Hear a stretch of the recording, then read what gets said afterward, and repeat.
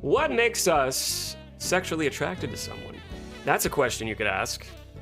That's hyper relevant to everything we've discussed prior to, right? How's that for a segue? It's a segue.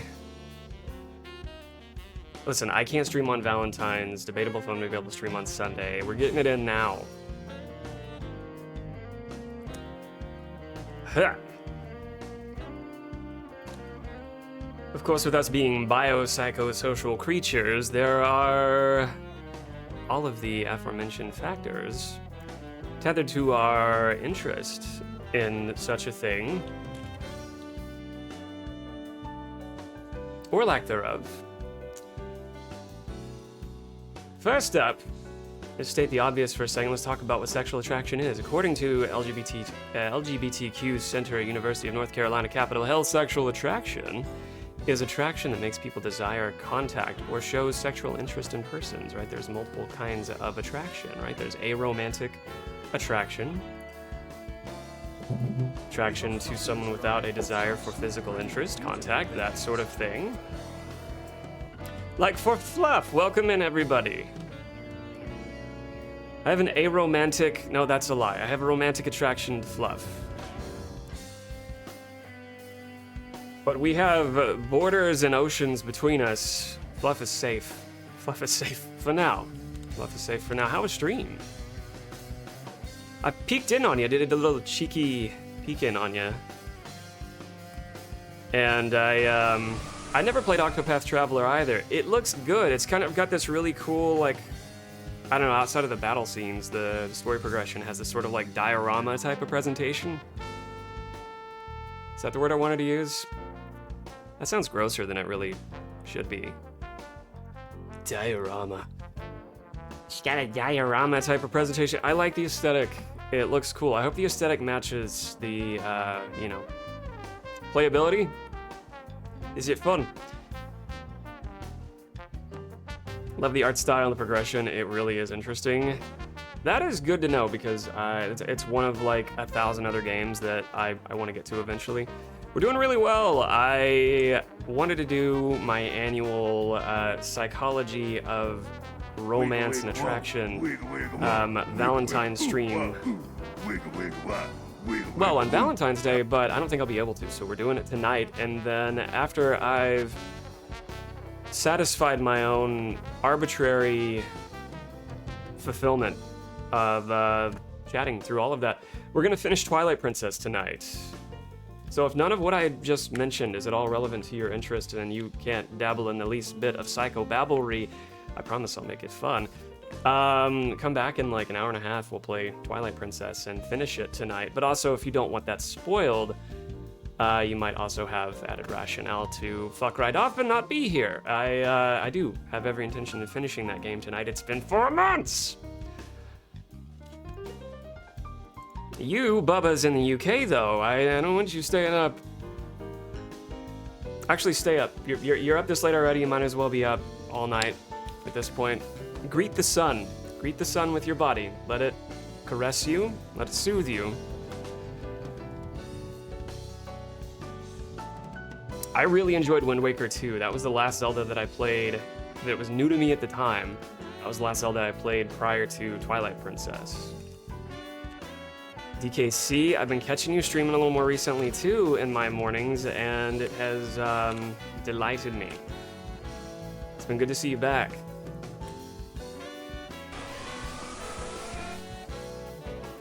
You were doing like a really especially difficult Elden Ring run. Are you trying not to level there? What is the... I'm forgetting what the wrinkle was to that. Are you trying to stay under-leveled, like, deliberately? Was that the thing? Level 1, okay.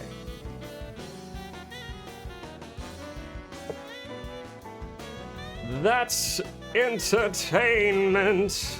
Go get you some. Go get you some.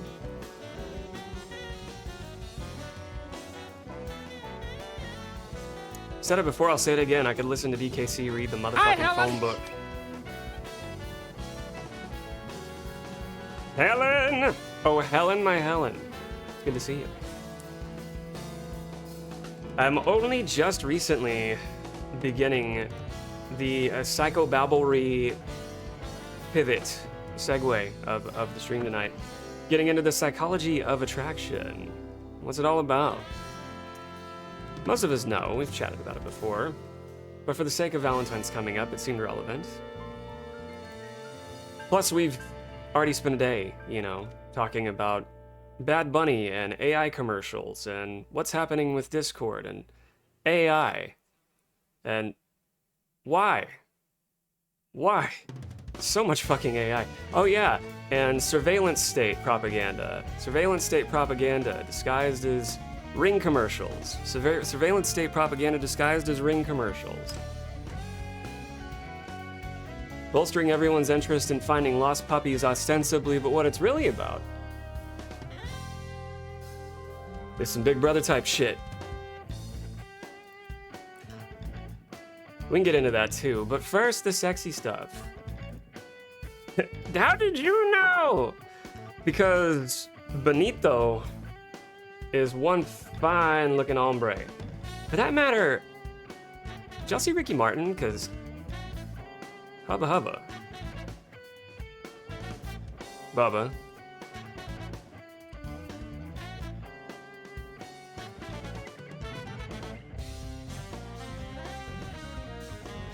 On that note, what makes us sexually attracted to someone? I'll reread the opening statement first. Just to state the obvious for a second, let's talk about what sexual attraction is. According to the LGBTQ Center at the University of North Carolina, Chapel Hill, sexual attraction is attraction that makes people desire sexual contact or shows sexual interest in another person. And attraction can be categorized in other facets, right? It doesn't have to involve physical interest or romance for that matter. I think in the sense that we admire each other as peers. You can be attracted to someone's charisma. You can be attracted to someone's prowess. I suppose that's just another word for charisma, but you get the point.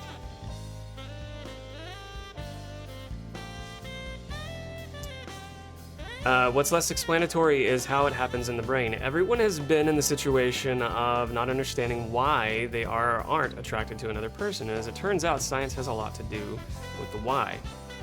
Of course, there's biological factors. Again, we are biopsychosocial creatures. Break that down: bio, psychosocial, biological, psychological, and social. All of that intertwined to our framework of lived experience.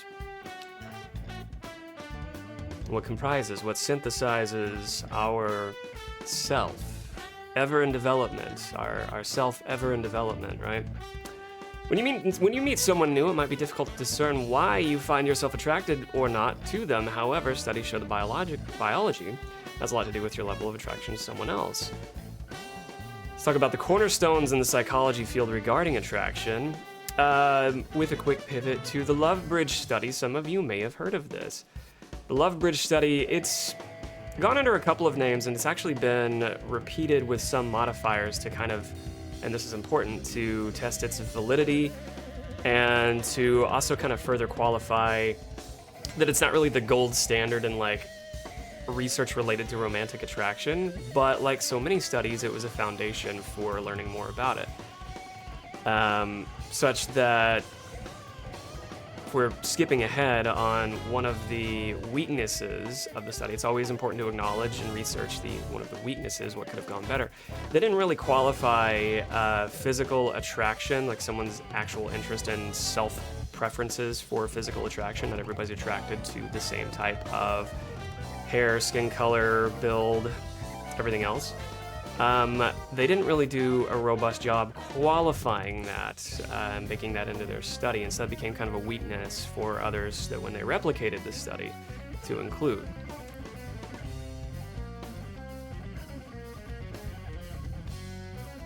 This man that has a fountain of youth, incredible genetics, or an amazing doctor. It's the latter. Do I remember, Matt, I said I was cash poor? I'm assuming you're referring to me. I said I was cash poor, that's why.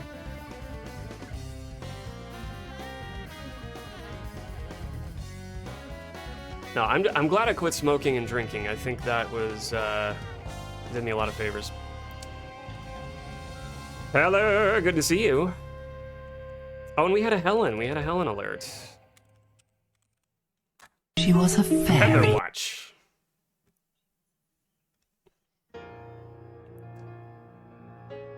Catcher, catcher, catcher, catcher. Hello, very good to see you. For those just joining us, we're talking about psychology of attraction. Has everything to do with Valentine's Day coming up. I'll probably have to take a break here shortly when we come back. We'll get more into this.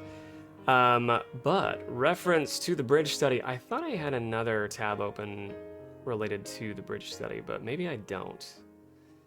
Either way, I kind of gave you a very diluted breakdown on the weaknesses of the bridge study, but I think this describes it anyway.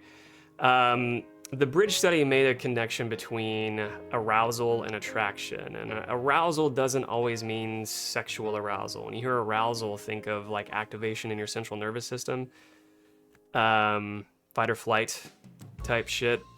Arousal gets used a lot in research papers and otherwise, and again, it doesn't always mean arousal.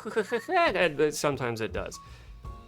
In this study, psychologists Donald Dutton and Arthur Aaron had 85 men walk across either a scary suspension bridge or a sturdy regular bridge. They had two bridges offered to them in this study. Of course, they weren't presented as options. It was just one would go, and then the next, they were broken down between groups. But between the original sample size of those that participated in this study and completed the study, 85 men were split between either a suspension bridge or a stable, much more secure bridge. Suspension bridge obviously denoting, at least in the environmental context, of being the more risky option. So it's gonna rock, it's gonna be susceptible to the elements, and everybody else's a wiggleness on there and their own stability, that kind of thing. So there's gonna be other mechanisms in place. People are walking across the suspension bridge versus the stable bridge. Helen, we're gonna segue to that possibly after the break, but I have answers for you. On the bridge, the men were approached by a female interviewer, so someone walking up with a clipboard and some supplemental information for them, who asked them to fill out a questionnaire in response to pictures, and then we're rotating through pictures. After each interview, she passed along her phone number. It turns out the people who were on the scary bridge, the suspension bridge, were much more likely to call and put down sexual content and imagery in their responses in the questionnaire. Remember, they were on the suspension bridge that was making with the wiggle. They were more likely to do that if they were on that bridge versus the stable one. What that determined was that there was a misattribution of arousal, so that and this happens a lot, the neurochemistry that we evolved to keep us alive is so often activated during fight or flight, it's also activated during attraction. And when that overlaps, there becomes what they're calling a misattribution of arousal, because in this case, the precipitating factors were already activating fight or flight. And, at least potentially arousing a threat detection and then introducing a potential attractive person in this study. They determined this was a misattribution of arousal. In other words, they were excited about something and the person was there just to project their excitement on. Looking back, it's likely the men just remembered feeling excited and then seeing a pretty woman, so just coincidentally. Another study showed a photo of a moderately attractive person to people getting off and on a roller coaster. So these people that actually rode a roller coaster or didn't. Then they asked the people to rate the photo in terms of attractiveness and dating desirability. They were also asked to rate their seatmates' desirability. People getting off the roller coaster rated their seatmates higher in terms of attractiveness than those getting on the roller coaster. And so another example of a misattribution of attraction or desirability. In addition to what we can observe and then other precipitating factors kind of modifying our arousal, we know that other sensory attunements are involved. Smell is a big one. So in addition to adrenaline, in this case, adrenaline is also known, I say in this case, in every case, adrenaline is also known as, excuse me, Kirby. Norepinephrine. You have epinephrine and norepinephrine, aka adrenaline or noradrenaline. There's your take-home fun fact for the day. The studies have found that smell plays a role in attraction. For example, after being asked to smell different t-shirts worn by men, women in this study chose, remember this, any studies we talk about, the data is isolated to those, even though they may have broader implications. After being asked to smell different t-shirts worn by men, women actually chose the shirts of men whose genes signify their immune systems were different from their own, Basically, by the smell, the pheromones, right, they determined that the men's shirt was the one that they wanted to pick. Again, isolated to that group. Then, of course, there's always the case for pheromones, which is a natural scent that our body produces. Psychological factors ongoing for attraction. Aside from our biology, psychology plays a role in how attractive you perceive someone to be. Of course, that can tie directly into how we're feeling at the moment we might meet the love of our life or someone that we're interested in dating. We could be in no mood. We could be in sad bastard mode and have no interest in bringing awareness to our arousal because, well, I mean, things like depression do what? They demotivate. Mood disorders, anxiety disorders, they tend to overexcite or demotivate, and so untreated depression can result in things like loss of pleasure in activities you once formerly enjoyed or would otherwise enjoy. Justin Lehmeiler, PhD social psychologist, notes that people tend to be drawn to partners who are psychologically similar to themselves. We hate all the same shit, ooh la la. He expands by saying that this mood can impact the level of attraction you feel towards someone. For example, if you've just received great news, you're more likely to like the next person you encounter more than you normally would. This, Lehmeiler says, can impact whether or not you're likely to develop an attraction to them. I've read that oral contraceptives can also interact with pheromones and reduce or enhance the detection of immune system differences. Yeah, and there would, of course, need to be further studies to qualify that.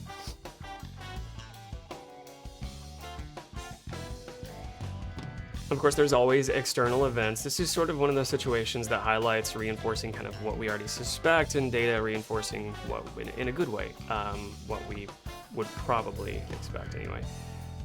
That it, if you've received good news, then your mood is going to be boosted such that you're going to be a little more socially lubricated for the next encounter versus, job loss and then encountering the same person you might otherwise be attracted to. Lessens the likelihood of, that attraction. Attachment style, values, and emotions. Of course, these are all things tied to, again, our biopsychosocial self that impact things like willingness and emotional security, willingness to be vulnerable, rather, and emotional security. If you agree with the attachment style school of thought, it kind of impacts all of our relationships, not just our romantic ones, but our interpersonal ones, household or otherwise. Patrick Wanis, PhD, human behavior and relationship expert, says that attachment styles can also greatly impact attraction. On his blog, he suggested that we subconsciously become attracted to people who will reflect and reinforce our beliefs and expectations about caring, trust, abandonment, dependence, support, intimacy, and vulnerability. I understand why abandonment would be highlighted because it's something that, at least the perception of abandonment, is something that persons with personality disorders, especially borderline personality disorder, really struggle with, the perception of abandonment. A missed text, a missed phone call, a miscue on someone's facial affect, they may internalize, personalize, and go from idealizing someone to devaluing them because of a perceived abandonment or slight. And granted, there's a lot of inner work to come with that.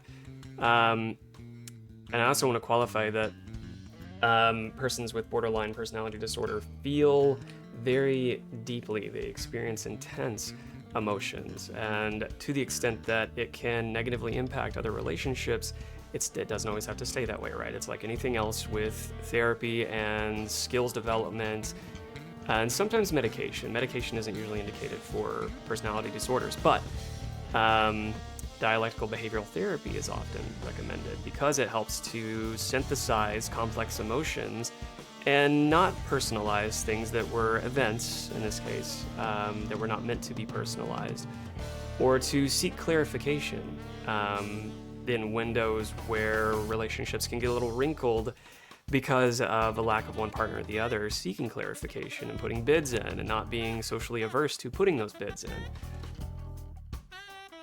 Which all gets into like systems types conversations, which come up a little bit later in this too, but again, it can be taken back to conversations about attachment styles.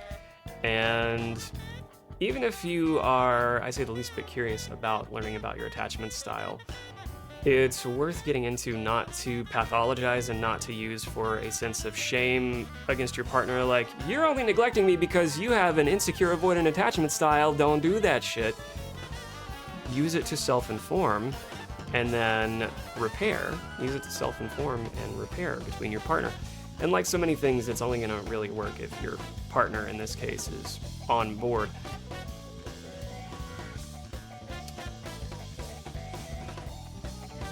Classic cold warm drink study shows that too.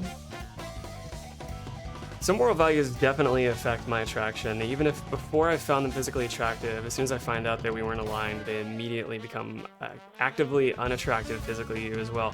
Yeah, it's just how disgust impacts our physiological responses to what would otherwise be attraction. We can certainly override, oh fuck, they're a hot idiot, with just learning more about, you know, their overall allegiances, ideologies, and otherwise. I know some hot idiots get a pass too. You can be a hot idiot and still, you know, not be a Nazi about it.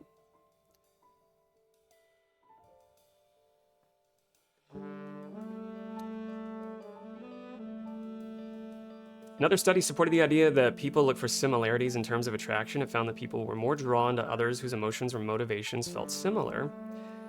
A study had people watch others as they experienced different emotions. It found that they were likely to be attracted to people whose emotions they could understand without it being explicitly stated.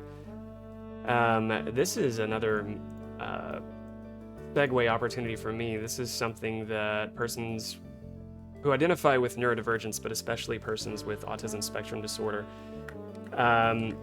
those of us who live on the spectrum often get lumped into the category of social ineptitude and poor emotional intelligence, when it's in fact quite the opposite. We don't often express that, but we're quite capable, and across the board quite capable, of perceiving and recognizing emotions. But the inverse thing happens in that neurotypicals typically, and the data supports this, typically do a much worse job at interpreting the mood based on affect being your facial expression at the time. Neurotypicals do a much poorer job in accurately interpreting a neurodivergent person's mood, which often reinforces a lot of stigma. Something to bring awareness to. Winning someone over finally when while everyone can agree it's nice to be liked, I don't know, I don't want to be liked. Desperately want to be liked. One study found that people like the idea of winning someone over. The study asked co-ed students to eavesdrop on their partner in another group.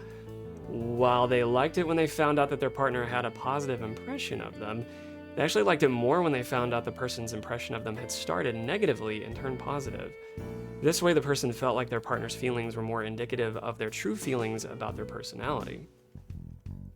And it's kind of relevant to what we were just talking about.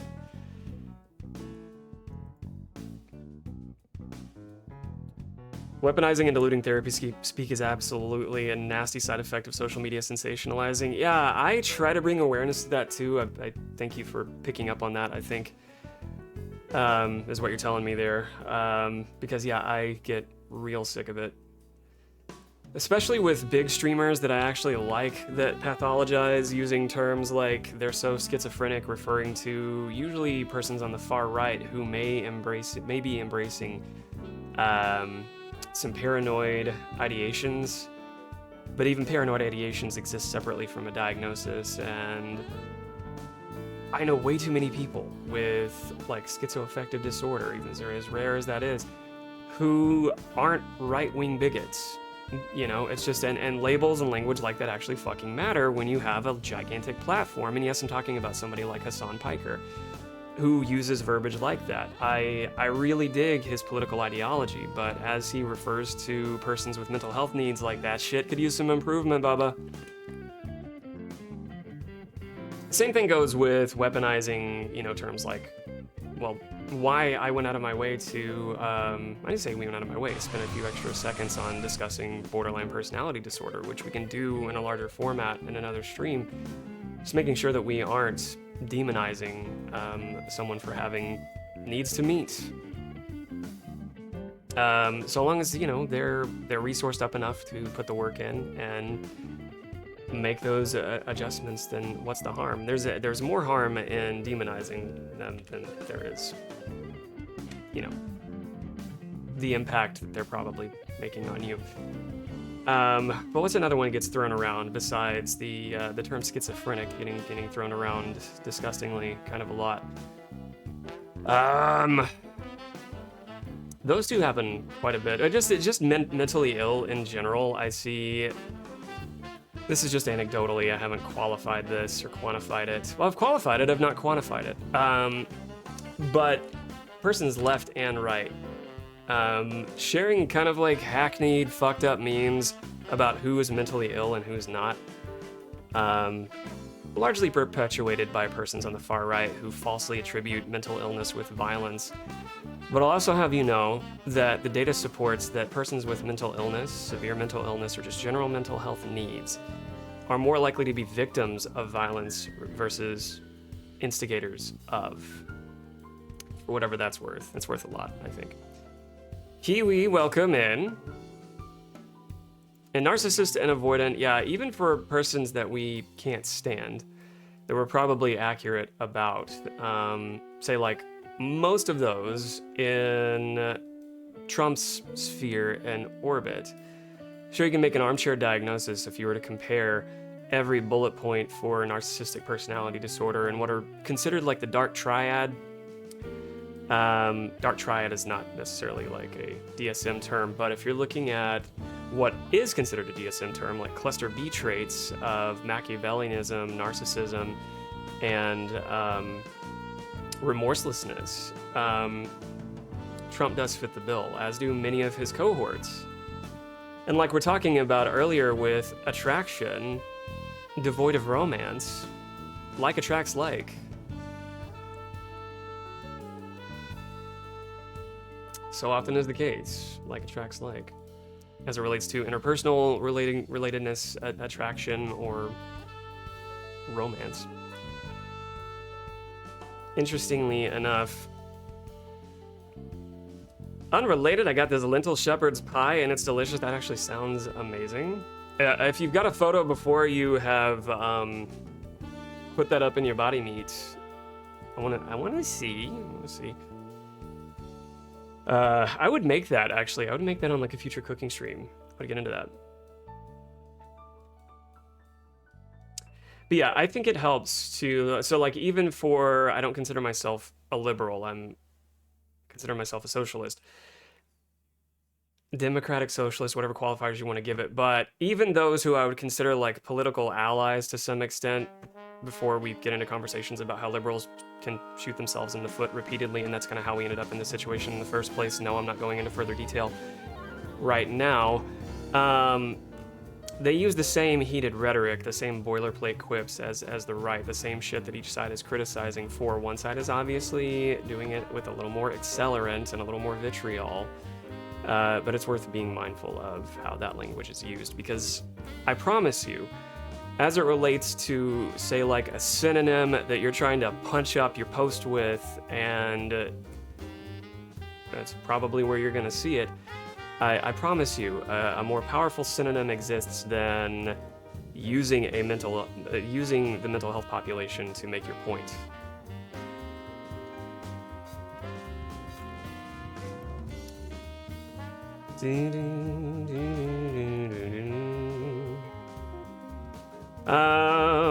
Let's see, I think I scrolled it too far. Wait, did I?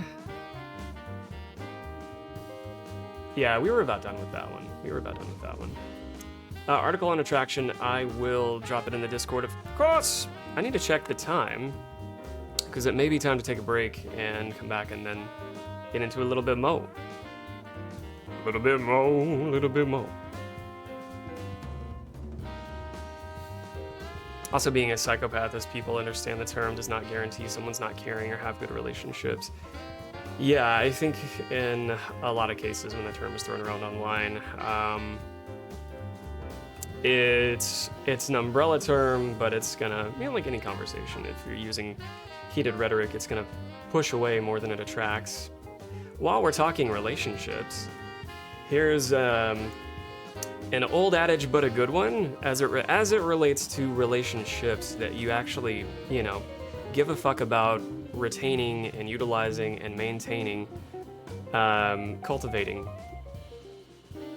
Just having other people in your life. If you care about what you're talking, who you're talking to and what you're talking to them about, remember to criticize the idea and not the person. Remember to criticize the idea and not the person. Try to stay curious versus emotionally charged as to how they arrived at that point, and ask them how they got to that point if you're talking about something heated. But as far as the adage goes, just remember these two things. You can either have intimacy or intensity. You can have intimacy or intensity, but you can't have both at the same time if the objective is to connect. Okay, outside of kink culture, you can't have intimacy and intensity at the same time. So for the sake of conversation, when it matters trying to appeal to another person or understand them and deepen your connection with them, that intensity versus intimacy adage kind of works. Maxim, whatever you want to call it. So in couples therapy, the couples therapy is contraindicated if one partner is abusive because they weaponize the terms, and it makes total sense. Yeah, and it's worth looking out for because, therapy speak can be weaponized and intellectualized by a partner wishing to maintain control. And that ties into, kind of DARVO type principles, the deflect, avoid, reverse victim offender type of DARVO principles that happen with someone seeking control in relationships who would do that sort of thing, or would be more likely to do that sort of thing and weaponize, psych verbiage against their partner to help them shrink down because the words sound powerful and smart sounding.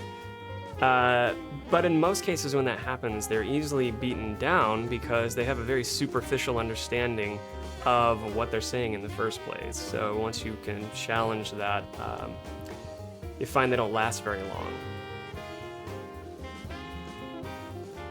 Speaking from experience, being on the victim side of things.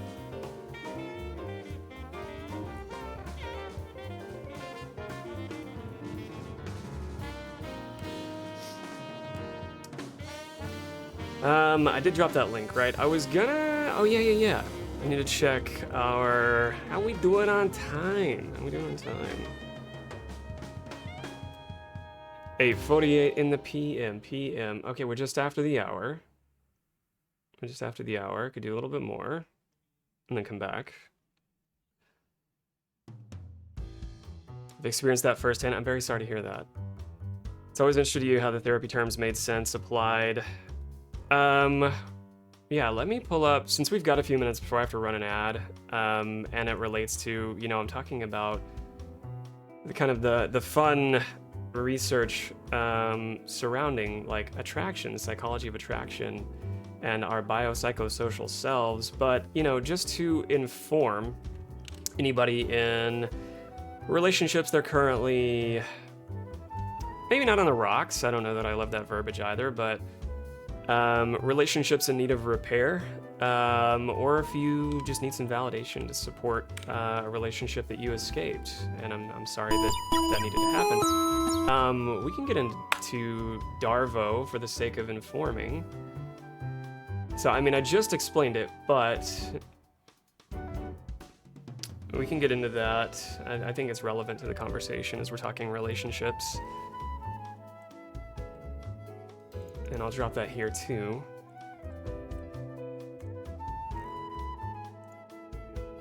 So kind of like Danny was already mentioning, narcissists in relationships, probably not going to be diagnosed. Persons with narcissistic personality disorder typically do not get involved with therapy unless they're doing so superficially, like at the behest of their partner, or if it's court-ordered, or in a lot of cases, they are involved with therapy because of another co-occurring disorder like substance abuse. And again, this is not said to pathologize or worsen social stigmas about persons with personality disorders, because many of them do try to get help eventually and earnestly, and they're active participants in their therapy. But a lot of protective parts internally come up for them, such that in the sense of self-reinforcing and avoiding any discomfort, they self-soothe by pushing others away and feeling empowered and intellectualizing and devaluing and idealizing and creating hot and cold environments. You never know when you're really safe with that person. Always feel like you're on eggshells, that kind of thing. The point is, if you're in a relationship with somebody like that, or had been, there's a good chance that they weren't diagnosed and probably wouldn't be until actually met with an actual therapist to qualify that. But there's always a pattern exhibited with them as to the types of things they're doing to feel in control, even superficially, even to like the relationship's detriment, the things that they're going to exercise and leverage to feel in control and maintain that power differential. They're going to do things like make sure they have control of the bank accounts, when you're coming and going, who you're coming and going with, if at all, that they are allowing their partner to have an independent or interdependent relationship from them. They're going to have access to phone records, social media. There's going to be no real sense of autonomy or privacy. And then if you accuse them or challenge them, and in some cases they may use the deflect, avoid, reverse offender type of approach to maintain that power differential. I say deflect, avoid, they've got it written as deny, attack, reverse, victim, offender. Semantics at that point. Deny, deflection, I don't know, there's different definitions there. I think both are accurate. But if you remember that acronym, like so many things, if you can name it, you can tame it, you can identify it in a relationship and when it's coming up. Of course, this is not exclusive to romantic relationships. I've had bosses that do the DARVO thing, unfortunately. And fortunately not in recent memory, it's just in the past, because so often, unfortunately, is the case. Persons attracted to powerful positions, not surprisingly, have a type, of personality traits that they are going to, again, exhibit patterns of in maintaining what they can do to self-soothe, even though the self-soothing mechanisms, again, are to their own motherfucking detriment as it relates to maintaining the relationships that they think they want to keep around. Often there's a lot of externalizing problems when they come up too, so very little accountability, if any. Very little, if any, accountability. Ownership of harm caused, right? Everything is always someone else's fault. You made me throw that glass. You made me be a drywall punching piece of shit. You made me drink again. Things like that. That's externalizing. So like on Zombie Phoenix stream, I made a crack about locus of control. That's a very external locus of control. Everything is someone else's fault, versus internal, you have a much more deepened sense of like self-connection with responsibility for your actions and how you may have harmed someone. And you can say things like, oh, I see how my actions have harmed you, and here's demonstrably what I'm doing to make adjustments to maintain this relationship because I care about it. You made me mad as when I stopped. That's really emotionally intelligent of you, X, to recognize that. But we've all been there. Like, I've had the good fortune of learning as I go with my current partner too. I'm not gonna pretend like I haven't ever said things that I haven't regretted, so is she. But we've put the time in to repair and uncover and not push each other further away. So yeah, making statements like that absolutely matter. Back on the types of persons who would use DARVO, though. Typically, it is associated with narcissistic personality disorder, but not exclusive to. And again, someone doesn't have to carry that diagnosis to demonstrate this type of pattern. But again, they're gonna deflect, avoid. They're gonna try to spin it in any accusation, in any discomfort. They're going to deflect on someone else so that they are self-soothing by avoiding accountability.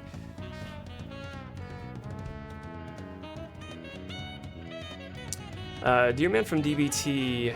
Oh, that's another acronym? That was helpful for you?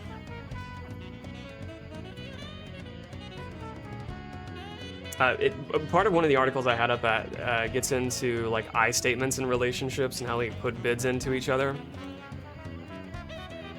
So we'll get into the relationship repair side of things too. Research shows that 0.5 to 5% of the general US population have narcissistic personality disorder. So again, it's rare in the United States, with a greater prevalence in men than women. However, multitudes are affected by a controlling tactic that many narcissists use, DARVO, which I pat myself on my butt cheeks. If I can be confident and not conceited about it, I've kind of already broken this down, but to get in a little more detail, D for denial, someone's adamantly... This music is kind of chaotic, isn't it? Someone adamantly denies being wrong and won't acknowledge wrong behaviors. I stifled a burp there. A person using this tactic will not only say that they are not abusive, but will minimize your feelings, and they will tell you. If they tell you it's not that big of a deal, or you're making too much of this, there's another way to deny. That's another way to deny the wrong behavior and its impact on you.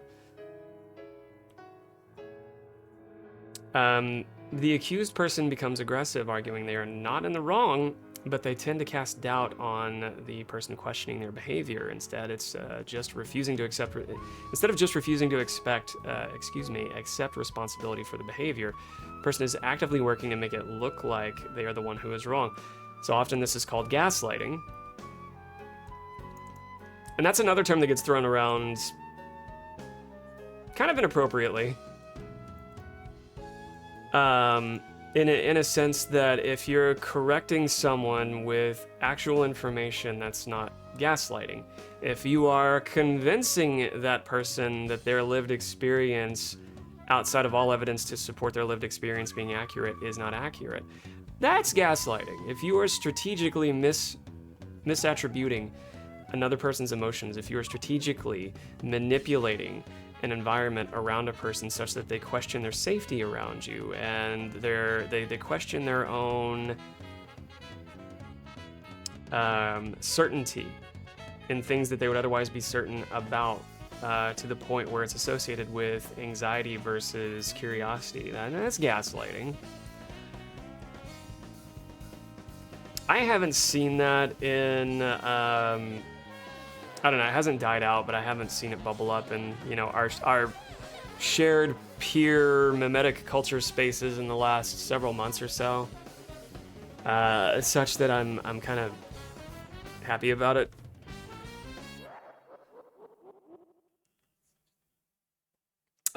So often is the case, yeah. I mean, it's I suppose it depends on an individual's level of like intelligent nefariousness, to how aware they are when they are strategically manipulating and reinforcing methods of casting doubt on the person, like, hey, remember when you told me this vulnerable thing? Remember when you told me this vulnerable thing, and now I'm going to use it against you, kind of shit. Really anything that reinforces that power differential. Sometimes I worry, unintentionally gaslight because my emotions actively distort my memory. That you even have the wherewithal to, the self-connection to bring awareness to that is already doing some cognitive labor and taking a step back and maintaining that relationship, which is a fuckload more than what someone with NPD would be doing.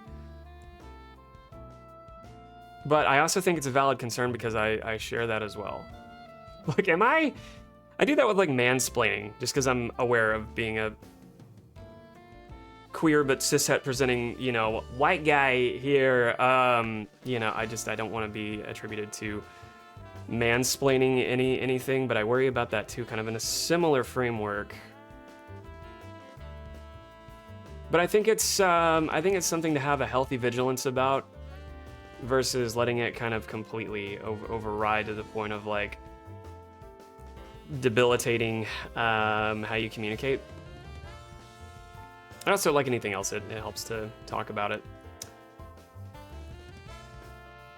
The abuser tries to switch roles, arguing they are the real victim and making the victim look like the offender. The abuser may claim to be unfairly accused, and they say that you are making accusations up to cover your own behavior.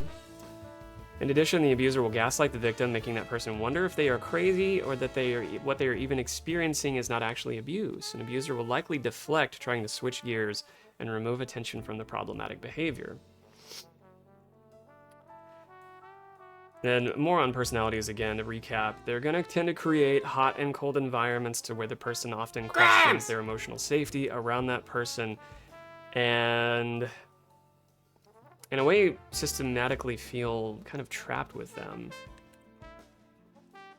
Because there's also character traits sometimes associated with those same personality disorders, where they can be really good at things like love bombing and overcompensating in a superficial way, overcompensating for a lack of actual emotional repair with, let's go out on a lavish date, here's a bunch of nice shit, feel better about that, and secure, and that doesn't really absolve them of anything, and it certainly doesn't help them learn any new cognitive tools in their toolkit, right, for how they maintain their relationships or minimize the risk of them being volatile all over again, because they know that they can just love bomb repeatedly their way out of accountability or learning, like actual relationship maintenance. But here's the link for that.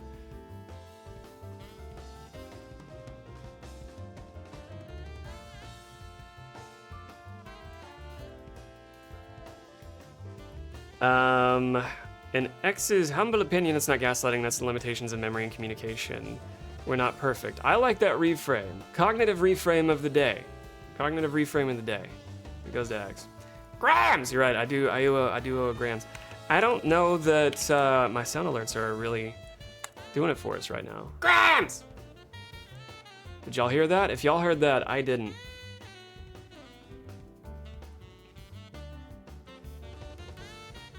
Dick me down one more time. Yeah.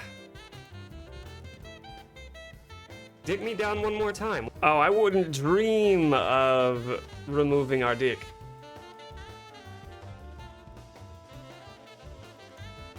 The community dick, along with the buffet of other sound alerts, still exists. I just messed with my advanced audio settings in OBS enough that I can't hear them right now, which is unfortunate. So I can see that. Get me to the boiling point. See the macho man here. I see him. There's no audio coming through.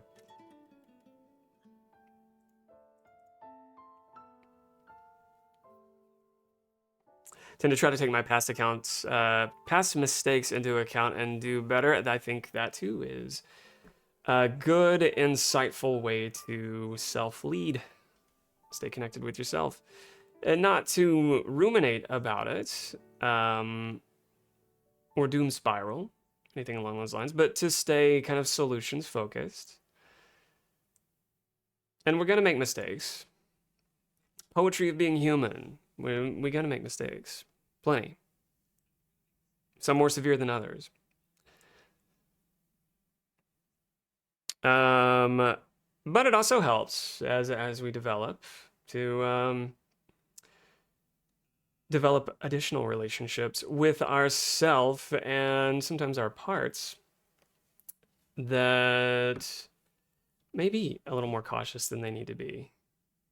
and might go out of their way to hurt others to protect us, that kind of thing. Getting to know those types of systems within ourselves can be helpful, and if you don't jive with the internal family systems type of lingo, then just deepening your connection with your own internal resources so that you can bring awareness to when you might be about to say something that you're not going to be able to take back, or say something that causes more distance than connection. And notice when you're just feeling. You can usually feel it in your body, you know, when you're getting a little aroused. And again, I don't mean aroused, but when that central nervous system arousal is there and there runs the risk of the amygdala override, you can walk that back. Use the prefrontal skills. You can walk that back and come back to a conversation that you may want to have. And use your words. Oh, we haven't had it in like 3 minutes. I think it's good time to take a break. It's a good time to take a break. And then get into maybe a couple more of these, and then we'll finish Twilight Princess. Get into Twilight Princess. If y'all have hydrated me tonight, I have missed it. So I'm going to take some compensatory gulps of brown. Gulps of Brown. How's that for an album title? Gulps of Brown. What other music do we want to hear? Grams! So Grams, it's very good to see you too.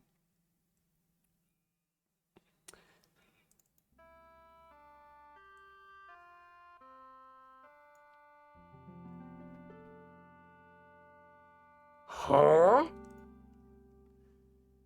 Ow! Yeah, we're gonna be doing that. For what will be the last time with Twilight Princess. We can continue to howl. In fact, howling is encouraged. As is woof is encouraged.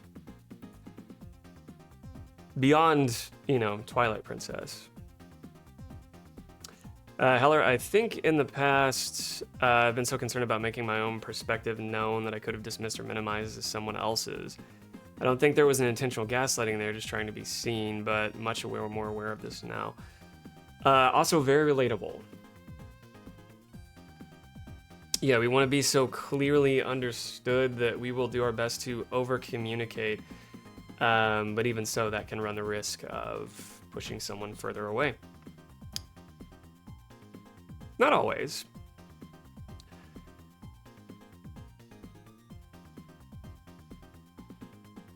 Ace, I really appreciate that. Let's take a break and come back and do a little bit more. I'll play some. Oh yeah, I've got the new Mad Routine. We can spin the new Mad Routine while we go on break. I gotta run 3 minutes of ads, and we'll have the pre-roll scooted for the for any newcomers or those who are not subscribed. Well, I better hurry. I better hurry and scroll through my alphabet here.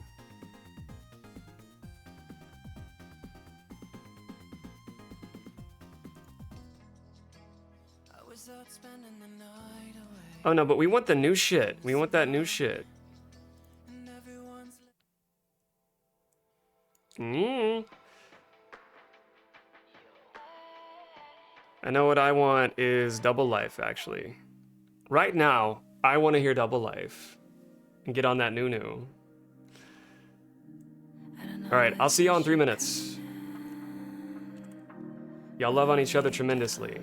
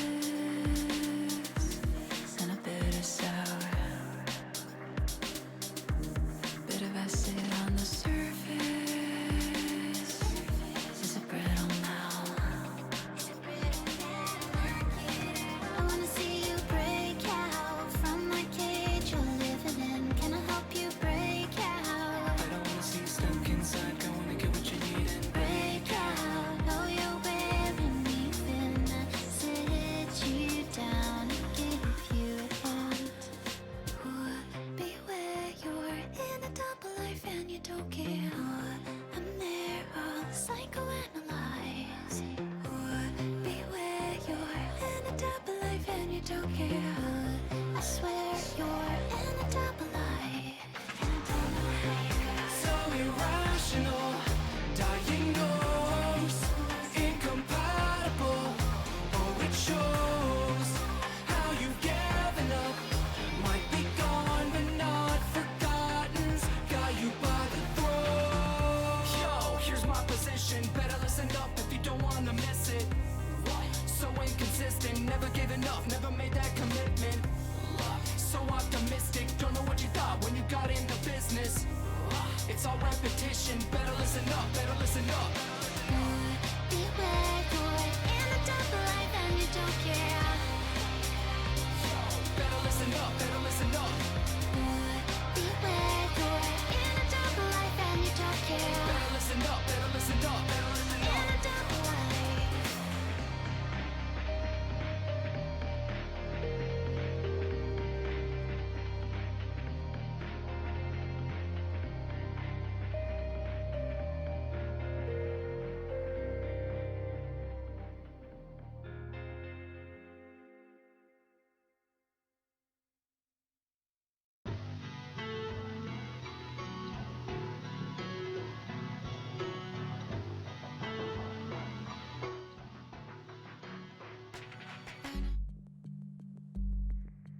Wake up.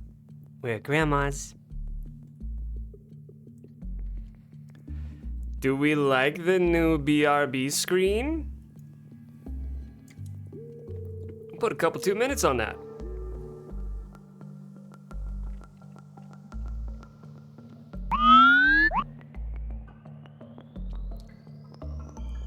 Try to hit y'all with some fresh sensory information there. We were far too attuned to its predecessor. I used some familiar assets. It's still the Space Ghost studio. Almost did the studio thing. Studio. It's still the Space Ghost studio.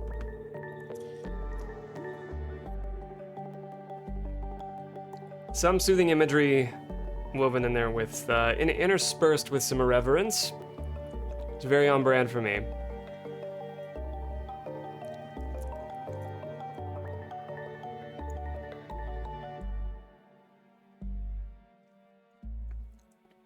Also, the first thing I found that wasn't licensed music was the Machinarium soundtrack, so that's what we're going with.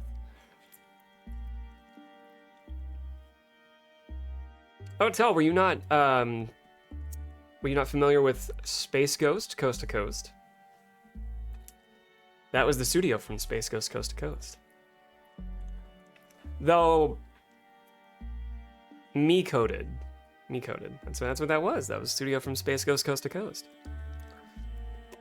Oh, you're being funny. You're being a little cheeky. Yeah. All right. I'm undercaffeinated. I think I'm undercaffeinated.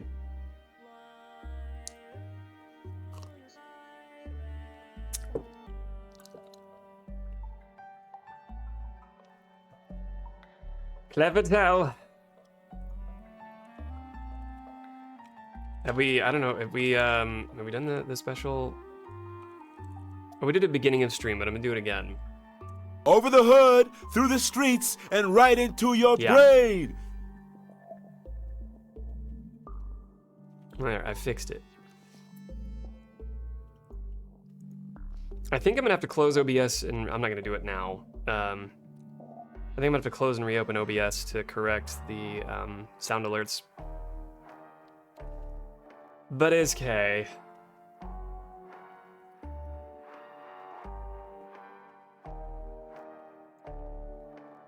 All right, we have talked amongst ourselves and our biopsychosocial relatedness to relationships and attraction, and then kind of naturally segued it into talking about the perils of being in relationships with controlling personalities.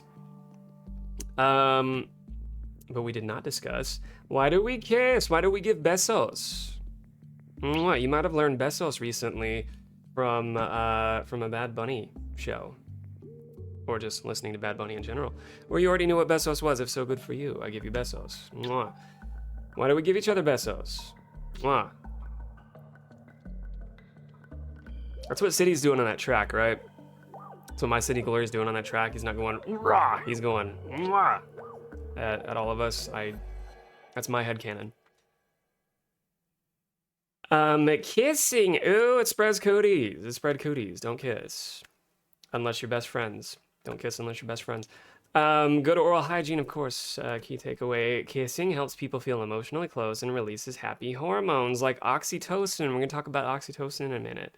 There's more neurotransmitters. There's more, despite what the internet may tell you, there's more neurotransmitters within us. More than 100. But despite what the internet tells you, there's more neurotransmitters within us than fucking dopamine, which is a reward chemical and not strictly pleasure. Yeah. Pucker up. Few and far between is the person who doesn't like to be kissed or kiss when it's consensual. But when you really think about it, it's kind of funny behavior. Even as a person who considers kissing one of her favorite pastimes, I admit I've never thought too long or deeply about it. Like putting my mouth on another person's brings so much joy. Well, we've already talked about like multi-sensory experiences, right? We might enjoy the smell. We might be using it as a passive evolutionary holdout of detecting someone's inclusive fitness and getting a whiff of their pheromones and a closer sense of their reproductive viability. If that's something, again, we're passively trying to detect. But again, we might like the sensory impact of it. Even with like saliva exchange, we're exchanging some hormones, right? Especially if it's a heterosexual type of saliva exchange. At least the evolutionary theory for reproductive purposes was a holdout on kissing being related to some form of testosterone, estrogen type of exchange in saliva. But is that significant enough to deepen the coupling type connection? It's hard to say. I think we all know what kissing is, but just in case, kissing is the act of placing your mouth on someone or something, usually gently, sometimes repeatedly for an extended period. Usually this is two people placing their lips together. Mwah. But when most other species of animals don't perform the same behavior, it begs the question, how did humans begin doing this and why do we continue?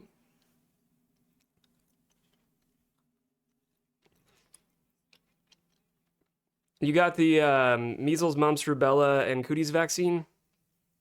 Me too.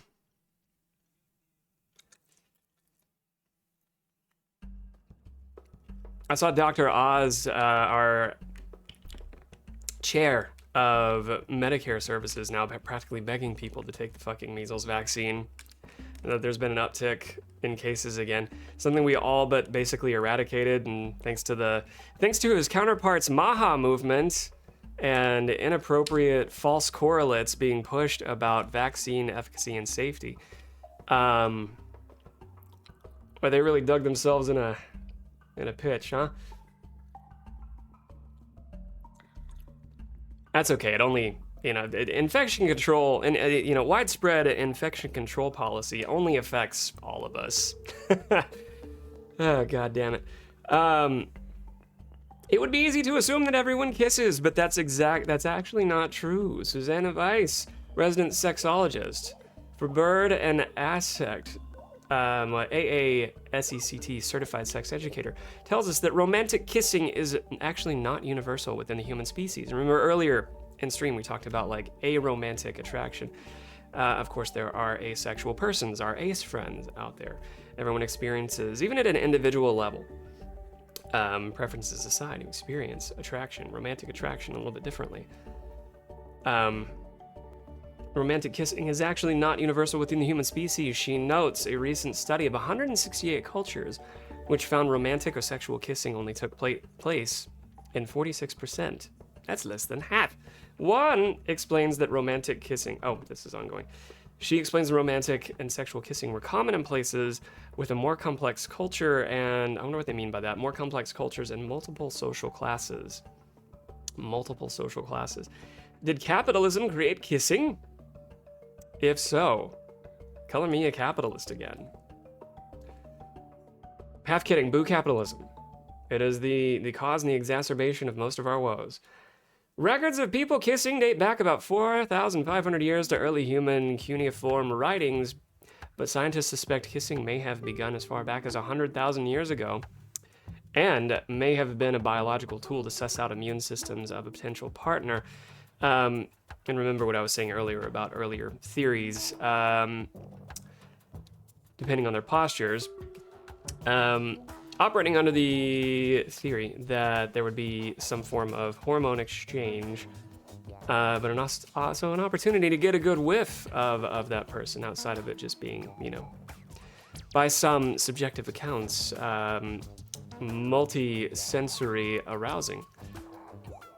And excitatory, because everything within us is excitatory or inhibitory, and this would be leaning more to the excitatory side of things. Maybe she means more mixed cultures. Yeah, I'm thinking in this case, they might mean to say more Western cultures. But of course, Westernization can have a lot of negative connotations as well. Lips are soft and tongues feel nice. There's that too. We're amongst that 46% of those studied who jive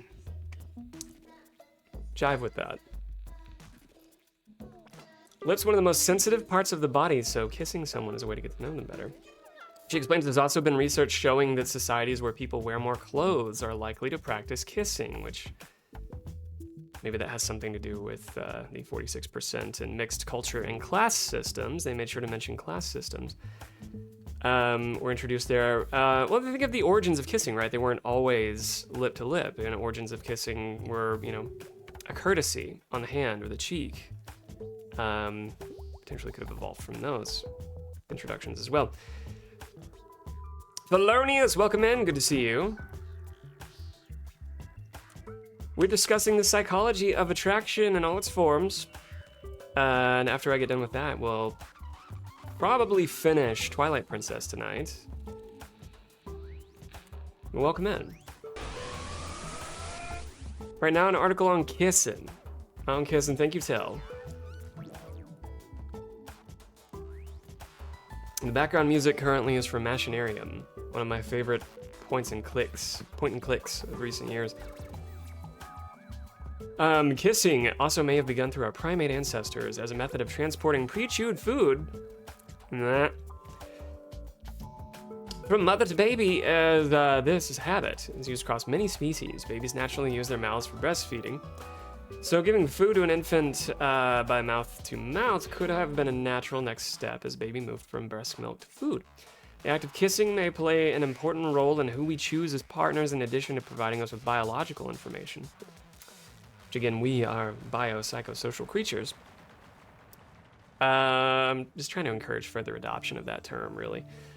The lips are one of the most sensitive parts of the body, so kissing someone is a great way to get to know them better because humans have a less strong sense of smell than many other species. Now, we can detect over 400 smells. It gets pretty specific. Like, we evolved that sense of smell and taste for a lot of protective reasons, like so much about us, except, sans our executive functions, so much about us is directly tied to our survival. So like evolving sense of taste to detect like bitterness, which was often associated with like poisons in the wild, right? Same thing with smell, to detect foulness on a person, malodorous, but more importantly, food. We don't need rotten food, as that would be detrimental to our longevity, right? But how about in mate selection and mate retention?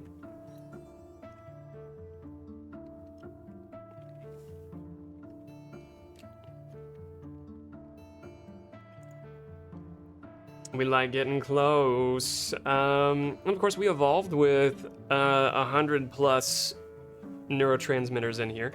And one of our favorite hormones to bring attention to is oxytocin, often called the love chemical or love hormone.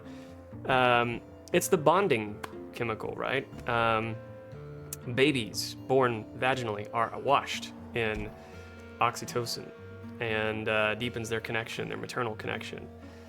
Of course, I was born by C-section, so I guess I was devoid of that. I still turned out okay.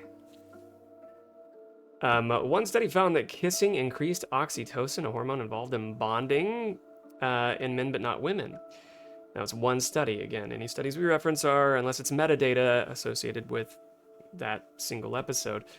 She added that oxytocin is usually related to release during activities like cuddling and sex. So, if kissing were combined with these activities, it would probably release oxytocin, along with a number of other things, like dopamine and norepinephrine.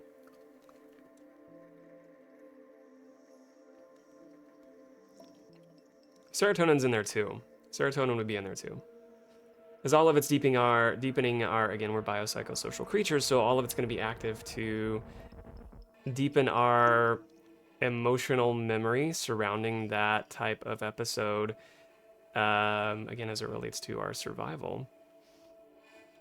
And wanting to do more of that for mate retention, coupling.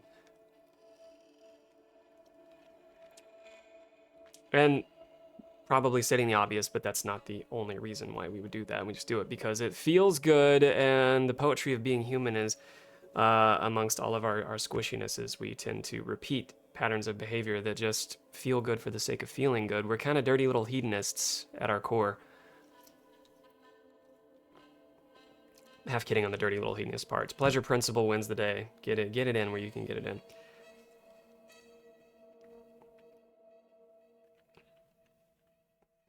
Even if it hasn't been proven to trigger the release of oxytocin, kissing still has psychological and emotional benefits. Hey, I promise I didn't read ahead. It's a physically intimate activity, so it lets someone know that you have some kind of attraction for them, outside of the other sensory and emotional and memory-related needs. Kissing is a way to get to know someone better. It can be a good indicator of whether you'll fit in further intimately.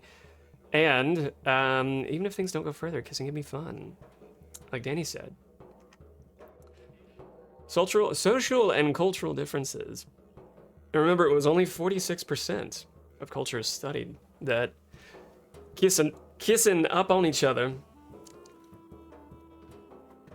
Since not every culture kisses, it makes sense that not all cultures have the same habits and practices around it. They note that kissing rules aren't even consistent across the country, even saying that even within the US, the social norms around kissing vary based on subculture. Growing up, were y'all taught that French kissing was gross and you're not to do such a thing to someone? How could you? And then you find out what a silly notion that was when you defy those orders.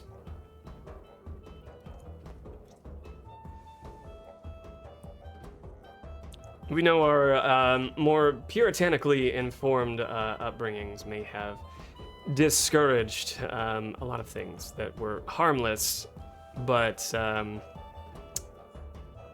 deemed diverse. Oh, look, it talks about religious communities.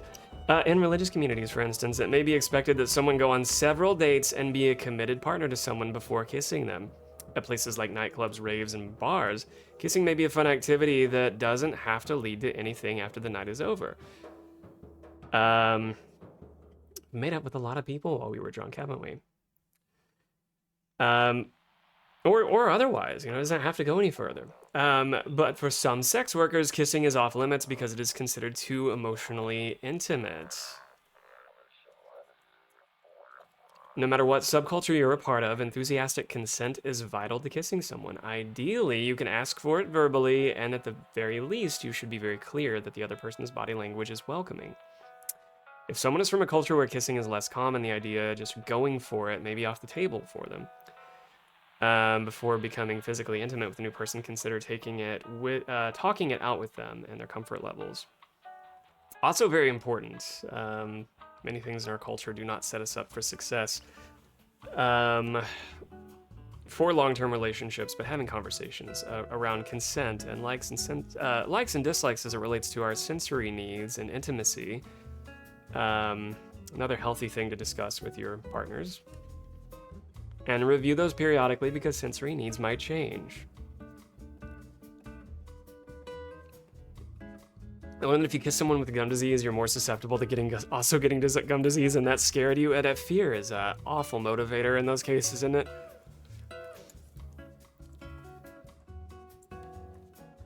Oh, that's right. Mono was the was the kissing disease, right? You got mononucleosis. You were macking on somebody else who had it.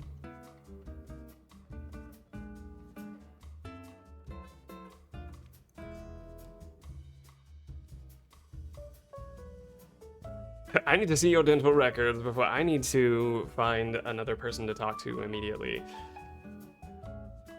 So that would go. I'm wearing them. I would have had braces at the time that we would have been stigmatizing things like open mouth kissing. I probably would have been averse. I was reticent to show my braces in a lot of cases.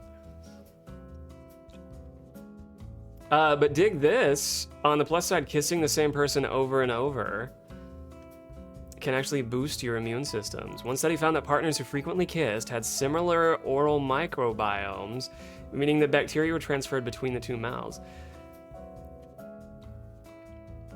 This might sound like a bad thing, but this includes good bacteria to help fight off infections.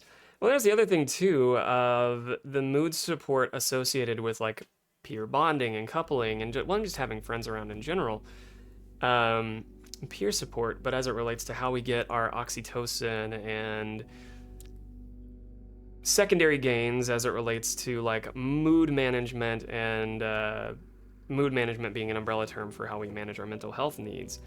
But we too know that there is a direct connection between our ability to fight off infections, especially men, ability to fight off infections and our mental health. If we are struggling with like chronic depression, we're more likely to get sick and more likely to get sick longer and take a longer time to recover.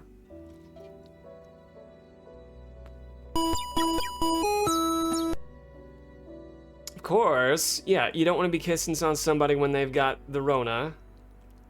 Be mindful of your own infection control in your household and your own preferences. Kissing tends to also be stronger in societies with stronger oral hygiene because illnesses such as gum disease can be transferred via kissing. Good oral hygiene, what Heather told was true. She was told the true. She was told the true. Good oral hygiene is important so that kissing doesn't cause anyone harm.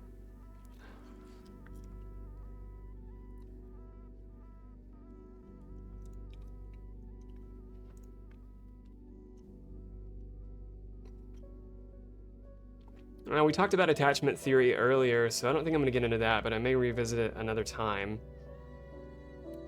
But I did want to get into this a little bit earlier, not to, I don't know, I guess to partially debunk the notion some of you, I guess show of hands. Has anyone ever heard that kind of alignment between, love is just the same, I guess what is the alignment? Have you all heard the notion that the same hormones, neurochemistry, so on and so forth, that shows up when someone's like addicted to, like, say, cocaine, also shows up when someone is in love? Have you heard anything like that? Like some kind of relationship between substance abuse and love? It's kind of a yes and scenario in this case. So we evolved first to have, and like we were saying earlier, we evolved first to have a lot of mechanisms within us tied to our survival and to keep us alive. And of course, part of our survival and keeping us alive had a lot to do with reproduction, but internally, reward mechanisms so that we avoid what shortens our life and stay connected to those things that prolong it. A lot of trial and error from our ancestors along the way. Thank you, ancestors. Suffice to say that of all of the evolutionary benefits that we have been born with, among the stronger ones are the things that evolved from social behaviors first, like dopamine and norepinephrine and serotonin and oxytocin. All of those developed well before we developed polysubstance abuse. Our reward mechanisms would have developed socially. Our social reward mechanisms would have developed well before we started experimenting with, cocaine.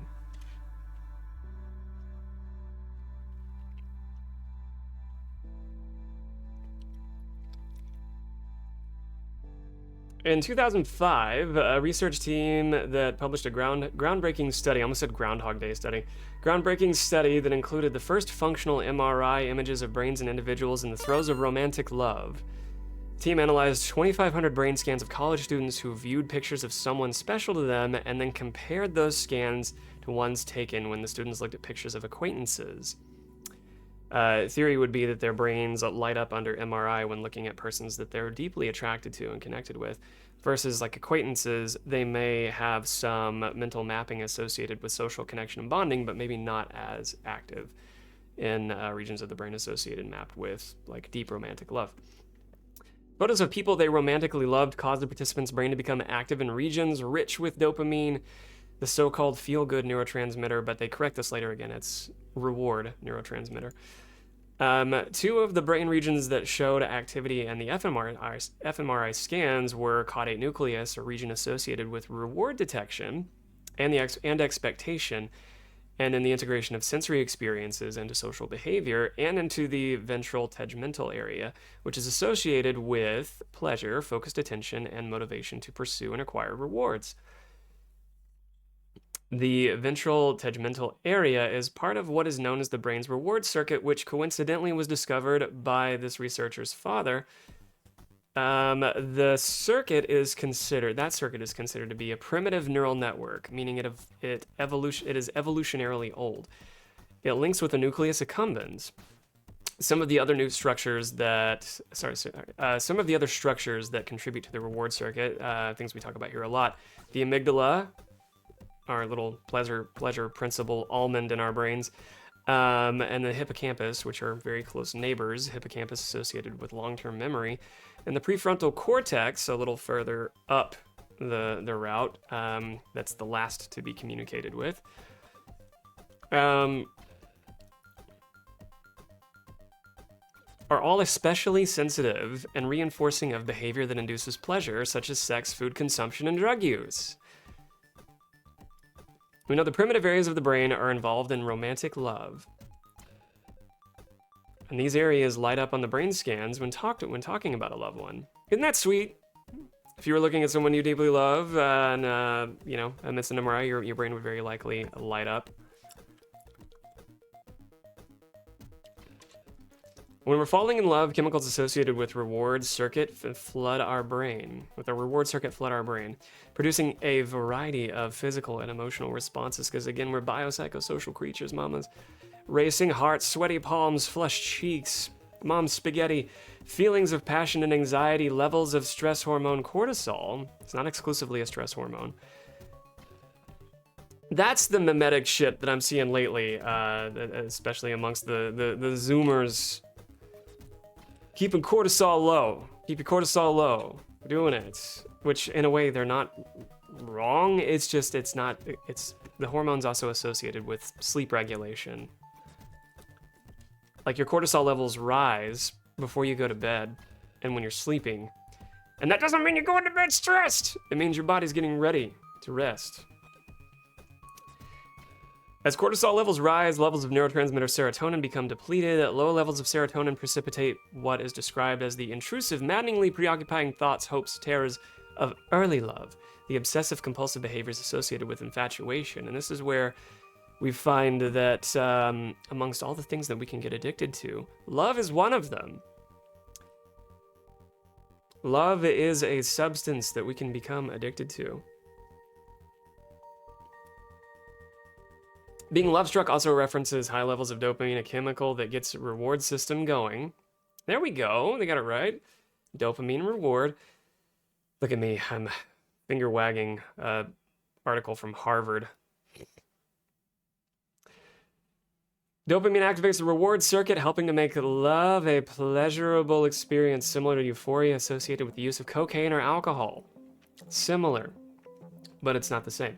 Scientific evidence for this similarity can be found in many studies, including one conducted at University of California, San Francisco from 2012, published in Science. A study reported that male fruit flies were sexually rejected. The study reported that male fruit flies that were sexually rejected drank 4 times as much alcohol as the fruit flies that mated with female fruit flies. Same reward center, different way to get there. Other chemicals at work during romantic love are oxytocin, our social bonding chemical, and vasopressin. I left that one out earlier. That's a good one. We like vasopressin very much. Hormones have a role in pregnancy, nursing, and mother-infant attachment. Released during sex and heightened by skin-to-skin contact, oxytocin deepens feelings of attachment and makes couples feel closer to one another. Oxytocin, known as the love hormone, provokes feelings of contentment, calmness, and security, which are often associated with mate bonding. Oxytocin can also be generated between close friends. It doesn't have to be romantic. Vasopressin is linked to behavior that produces long-term monogamous relationships. Also not exclusive to that. The differences in behavior associated with the actions of two hormones may explain why passionate love fades as attachment grows.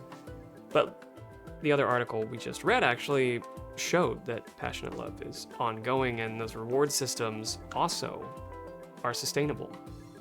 But a lot of that sustainable reward system, I imagine, does not get negatively impacted or attenuated over time so long as they are maintaining the more cognitive features of their relationship, right? So they're talking out hard problems and they're not using, you know, that DARVO shit that we talked about earlier. The cortisol gang! We're so bonded. We're so bonded.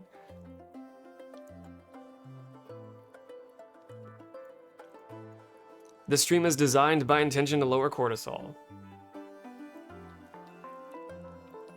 You're welcome. Unless you're going to sleep, in which case, delightful to be your sleep aid in conjunction with or without your nightly melatonin.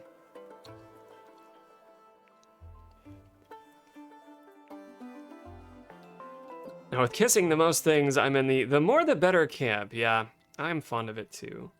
Though I've had partners that weren't as into it. And no, that was not a comment on my prowess as an excellent kisser. It was just a sensory need. They just didn't find themselves as drawn to that, but enjoyed plenty of other sensory inputs. And we don't know that unless we, you know, talk it out. The cortisol lowered. Happy to help. I've got plenty of others that I think I'm gonna save for later because I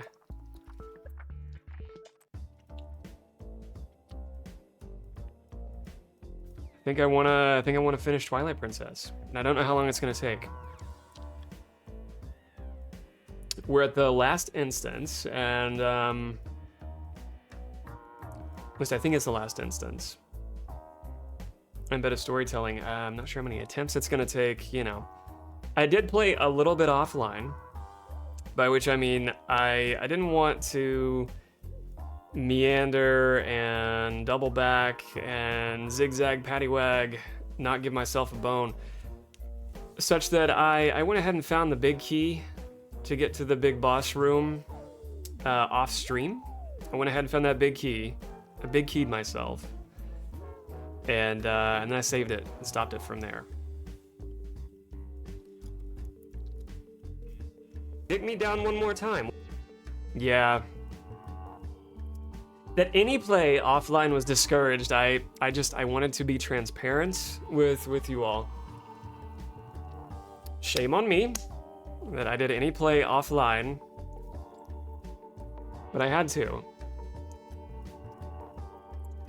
Oh yeah, last thing I wanted to talk about was, I guess before we, you know, get into gaming. Oh yeah, this is one other thing I wanted to talk about. Well, this kind of gets into the fubbing type conversation that we've had here before a couple of times. Pay more attention to your partner than your devices when you're on a date. That was one thing I was going to bring up. It was like part of the last thing discussed on the Valentine's theme stream was what research supports where it is a shitty place to go on a date and a more psychosocially conducive place to go on a date. It's probably what you would expect. Go to environments where you're a little more capable of tuning in or out with your external sensory factors, so places where you can kind of control the volume a little bit more, and places where you can actually have a conversation. So not a movie theater, but, you know, somewhere like a coffee or tea shop, even if you don't drink coffee or tea, it's going to be more of a socially conducive setting than something more restrictive that limits what you actually want to do and have that conversation.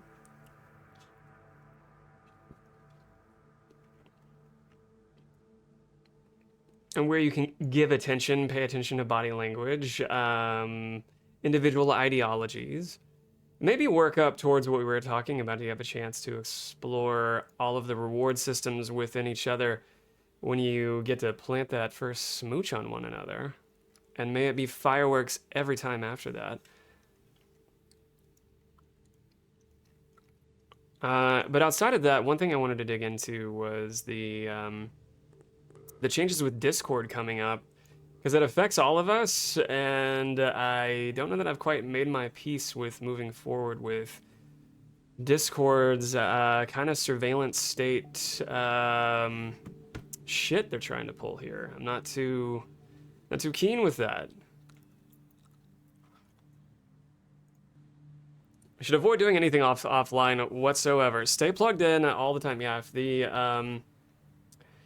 if the Super Bowl commercials are to be believed, offload everything you can to AI while also letting AI sell everything it can to you, so that you're both simultaneously socially disconnected, but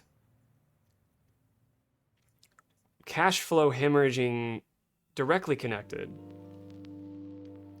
to another outlet as often as you can be.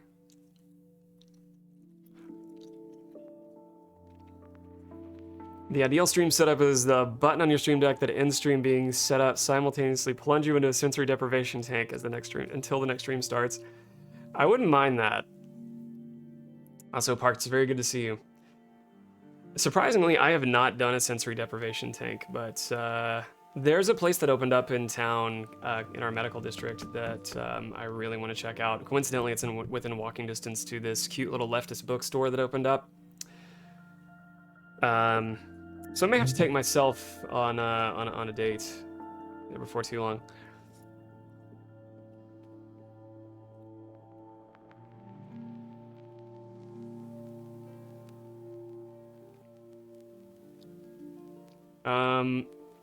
But yeah, what's coming up with Discord is kind of presented under the guise of security, safety, especially safety for children, at least ostensibly. And what easier demographic is it easier to agree that we have to protect than children, right? What easier demographic to use as leverage to surreptitiously hide some disgusting bullshit under bills that you're trying to pass, like the Children's Online Safety Act,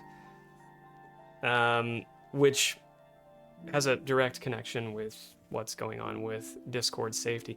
Granted, the Children's Online Safety Act hasn't passed yet. It's just one of those things that, like, ostensibly on the surface sounds really good, like, oh, this is easy to agree with, it protects kids, while shoehorning in everyone else having to make a massive concession for their individual privacy and capitulating to an ongoing pattern that we're experiencing in our country of participating in a heavy surveillance state where the foot is not yet coming off the goddamn accelerator. Where are we in control of that? We're in control of that with places where we can petition for change as users of a product like Discord, where we have the option to abandon the platform if we have to. That's just asking us to give up a space where we've obviously developed a deep sense of community as it relates to a form of a third space that we have really deepened some meaningful connections within. And yeah, I'm using third space. It is a digital third space. It is a facsimile third space. That does not mean that, and I've used this word a lot tonight, that does not mean it is a superficial third space. That does not mean the social connections within it are superficial. Outside of the effort it takes to develop a server and maintain that, we don't want to really look forward to having to dropkick that But as it relates to sending a message and protecting our own individual privacy and not reinforcing this expected knee-bent capitulation to a surveillance state, I think it does absolutely fucking matter to be prepared to have our options in mind. Good news is the Discord is the only place that children can be exploited, right? The only place online where children can be exploited. It's not Roblox, it's not Facebook, it's not any of the other places that have like Meta donating millions to the Trump administration to make sure that they're operating carte blanche with their own, well, whatever securities they're operating with. You want to make your own sensory deprivation tank? If you get like a blueprint for that and it works, I'm gonna let you experiment with that first. If you get a blueprint for that and it works, I want to know. You've been talking to Sai about this too. Yeah, I'm glad you have. I mean, we need to preempt this just to, I mean, if anything, if nothing else, emotionally prepare ourselves. But I do think we're in a position to rally a cause and do something about it. I mean, Tell reminded me earlier by dropping a story in the Discord in the first place that this was going on, and I knew it was going to happen based on previous publishing before December. I finally got into Stoat, and it seems similar to Discord. It's funny you mentioned Stoat, and I immediately think of Inscription, which was one of my favorite things I've played in recent years. Stoat was one of the cards that you draw early on in Inscription. But yeah, if that seems like a viable alternative that isn't, again, reinforcing that expected user capitulation for giving a nod to like the Big Brother state, then, you know, we don't want to do that. I hate even saying the Big Brother state because it sounds very paranoid ideation type of rhetoric. But it is, again, asking for acquiescence and capitulation, to just be prepared to say yes and scan your ID. It's very papers pleasy as it relates to the ongoing issues we have with ICE. Again, socially, more broadly, socially, having carte blanche through internal messages or otherwise to ignore things like, yeah, you do actually have to have a judicial warrant to bring someone in despite their own internal communication saying, no, you all have indemnity, you can bypass that. That sort of paper pleasing is happening to a lot of people. But then we see patterns of it in a lot of the digital products that we utilize and occupy space within.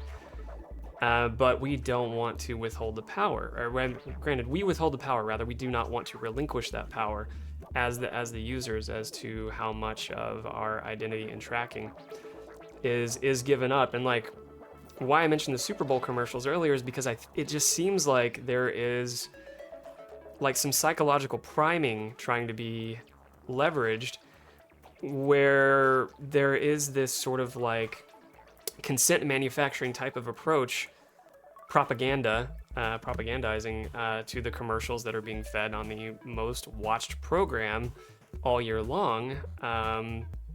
And it's not just the AI commercials, but the Ring commercial that aired, because they're kind of under the same guise. It's not using children in this case. The Ring commercial that aired during the Super Bowl is, again, ostensibly, I've used this word a lot tonight, ostensibly good. It's using a community, what seems to be a community resource to identify and track down a lost dog. And yay, we love dogs. We love dogs and we love children. We love our animals and we love our children, and we need to protect them. And good God, yes, I'm not kidding when I say we need to protect them. But what I am feeling pretty fucking emotionally fatigued about is those things that are easily agreed with being leveraged to, again, expect our acquiescence surrounding surveillance state and invasion of privacy, and being okay with that, being not the least bit squishy about it or active about it.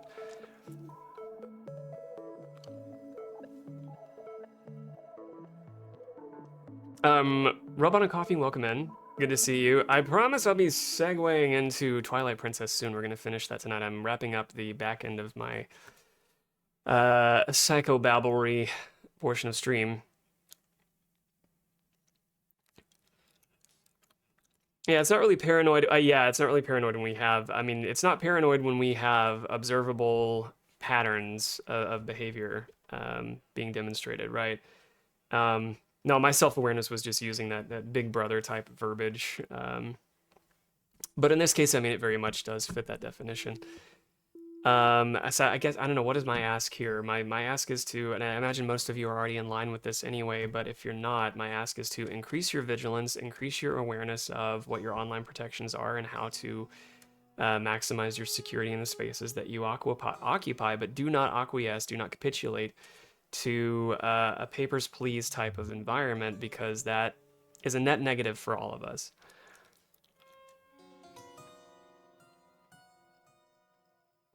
We've already given our information to Discord by buying Nitro, and our public ID is already tied to our faces, most of them. Yeah.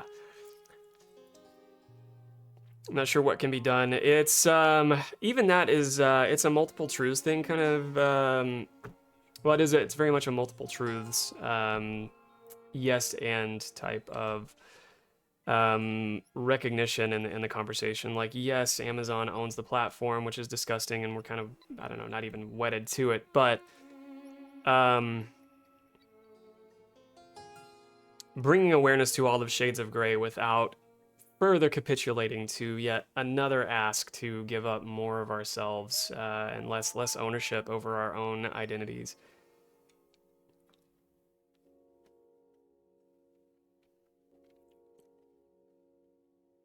Saying that well aware that I'm not streaming behind, you know, an avatar.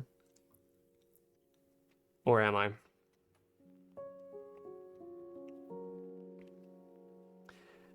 But in advance of all of this, I mean, I do think we stand a chance to let Discord know. I mean, there's significant potential for a mass migration of a loss of user base, which, when you threaten somebody's bread and butter, they tend to pay attention, and that tends to work in and under capitalism. Money talks.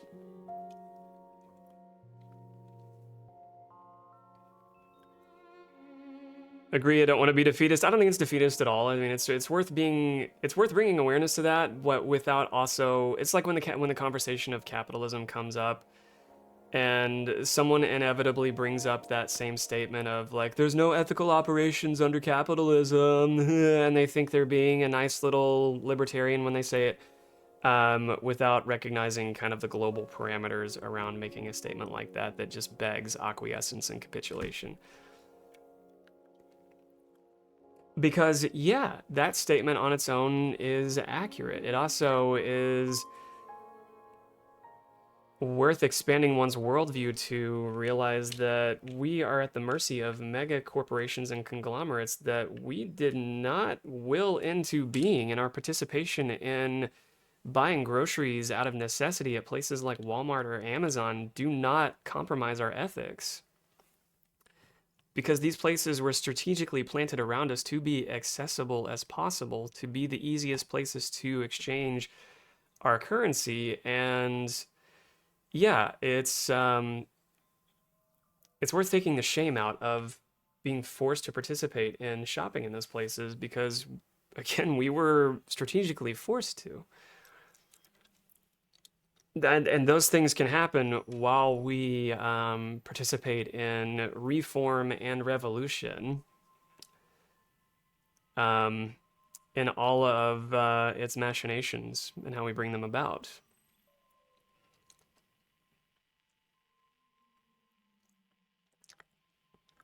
It is defeatist to say they already see us in these other spaces, in these ways, so who cares? But I do think we need to remember the full context. Yeah, it's all worth being appreciative of.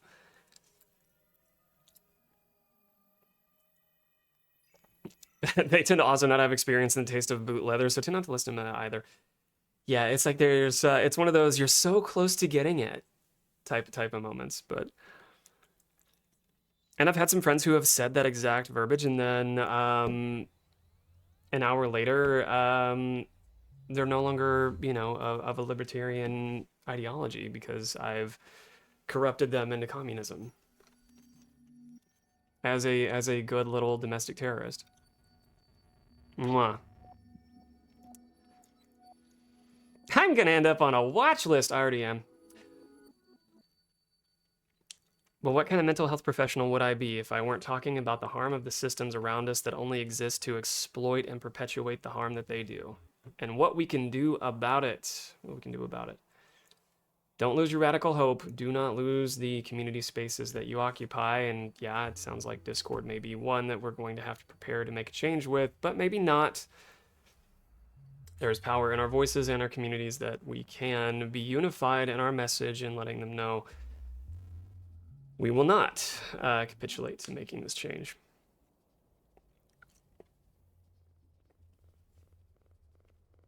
I think the no ethical capitalism statement can be a good reminder against purity test culture on the left, because other than that, it is defeatist.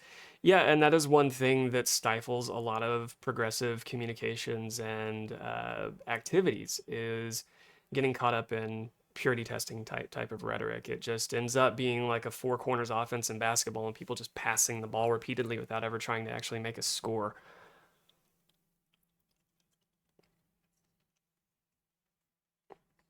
Or at least the emotional equivalent of.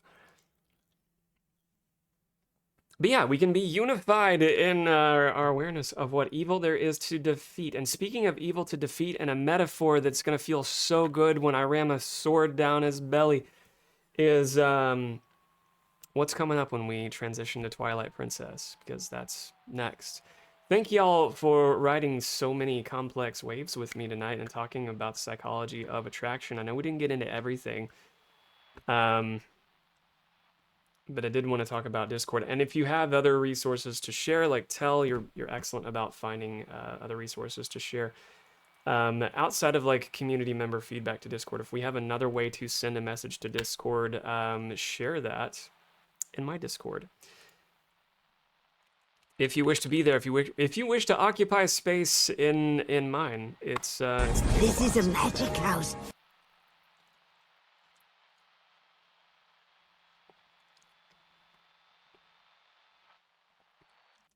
being attracted to defeating Discord, or at least reminding them who they made it for.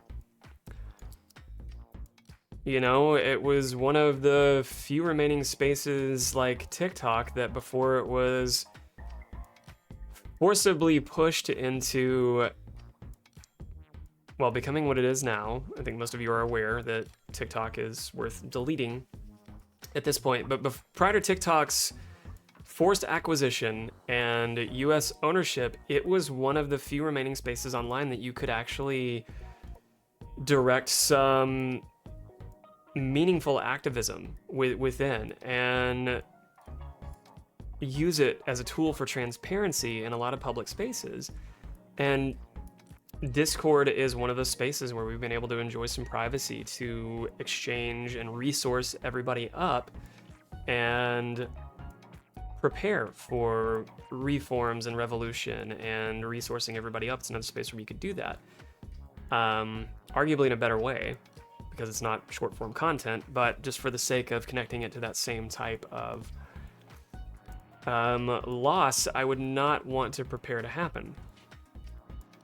Fortunately, in this case, it's not an act of Congress pushing them, though they may be trying to stay ahead of an act of Congress. They don't have to make this move yet.